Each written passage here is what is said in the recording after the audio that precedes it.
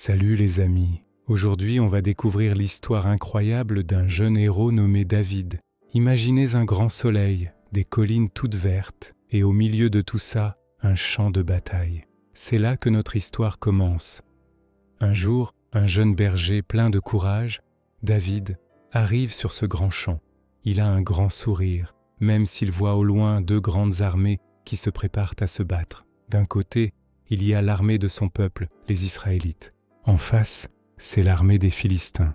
Et parmi eux, il y a quelqu'un de très, très grand. David, lui, n'a qu'un simple bâton de berger et un petit sac. Il est venu apporter à manger à ses grands frères qui sont soldats. Il est curieux et s'approche pour voir ce qui se passe. L'ambiance est tendue, tout le monde chuchote et regarde dans la même direction avec de grands yeux effrayés. Soudain, la terre tremble un peu. Un géant immense sort de l'armée des Philistins. Il est plus grand qu'un arbre, avec une armure qui brille de 1000 feux sous le soleil et un casque énorme sur la tête. Son visage est un peu grognon, comme un personnage de dessin animé qui n'a pas eu son dessert. Il crie d'une voix si forte qu'on dirait le tonnerre. « Qui osera se battre contre moi? Envoyez-moi votre meilleur guerrier. Si je gagne, vous serez nos serviteurs. Si vous gagnez, nous serons les vôtres. » En entendant ça, tous les soldats de l'armée d'Israël reculent d'un pas. Personne n'ose bouger. Ils ont tous très peur, et qui ne le serait pas face à un tel colosse? Même le roi Saül est très embarrassé. Il ne sait pas qui envoyer. Il regarde Goliath, pas avec de la peur, mais avec de la curiosité. Il n'a pas l'air impressionné du tout. David entend les soldats murmurer entre eux. « Vous avez vu ce géant? Personne ne peut le battre. » Il s'approche alors de ses frères et leur demande « Pourquoi personne ne fait rien? Qui est ce géant pour défier l'armée du Dieu vivant ?» Et ses frères, un peu agacés, lui disent de retourner s'occuper de ses moutons. Mais David ne se laisse pas décourager. Il va voir le roi Saül et lui dit avec une confiance incroyable « Ne vous inquiétez pas, mon roi, j'irai me battre contre ce géant. » Il voit ce jeune garçon, pas très grand, pas très musclé, et lui dit « Mais tu n'es qu'un enfant. Comment pourrais-tu affronter ce guerrier géant qui se bat depuis sa jeunesse ?» Alors David, avec son grand sourire, explique au roi « C'est vrai, je ne suis qu'un berger, mais quand je garde mes moutons, il m'arrive de devoir les protéger contre des lions ou des ours, et à chaque fois, avec l'aide de Dieu, j'ai réussi à les sauver. Le Dieu qui m'a sauvé des griffes du lion et de l'ours me sauvera aussi de la main de ce géant. » Le roi est tellement impressionné par la foi et le courage de David qu'il finit par accepter. Il essaie de lui faire porter sa propre armure, mais elle est bien trop grande et trop lourde pour David. Il flotte dedans. David enlève l'armure et dit « Je ne peux pas marcher avec ça. Je vais me battre avec ce que je connais. » Juste son bâton de berger et sa fronde, une sorte de lance-pierre. Il se dirige ensuite vers un petit ruisseau qui coule tout près. Il se penche et choisit avec soin 5 petites pierres bien lisses, toutes rondes, et les met dans son sac de berger. Une petite lumière douce semble l'entourer. David n'est pas seul. Il sait que Dieu est avec lui. C'est ça, son véritable super-pouvoir, sa confiance en Dieu.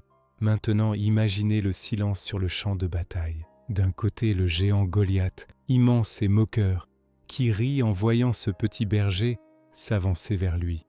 C'est un enfant qu'on m'envoie? De l'autre côté, le petit David calme et déterminé qui lui répond d'une voix claire et forte. « Tu viens contre moi avec une épée et une lance, mais moi, je viens contre toi au nom du Dieu Tout-Puissant.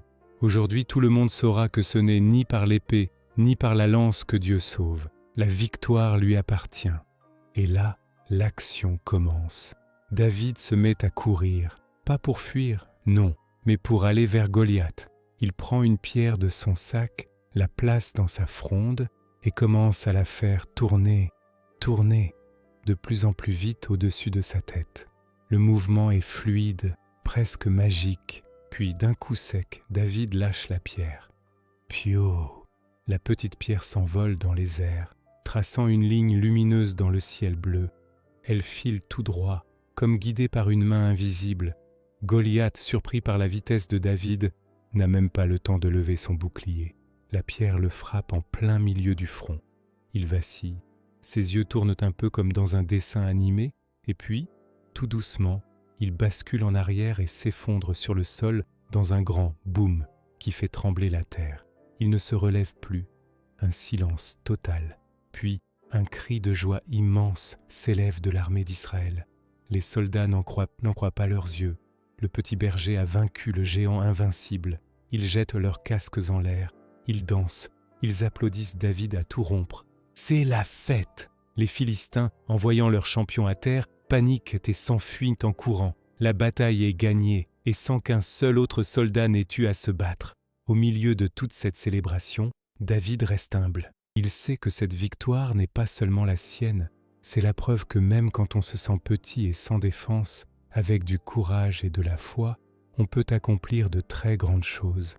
Le ciel devient encore plus lumineux, la musique est joyeuse et triomphante. David est devenu un héros, pas grâce à sa force, mais grâce à son cœur courageux et sa confiance inébranlable.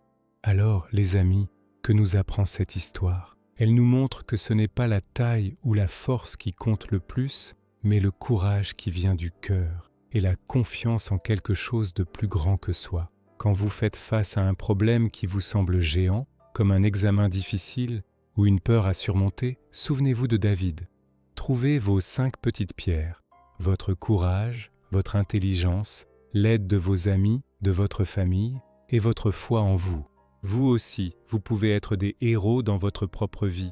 Merci d'avoir regardé cette histoire avec nous.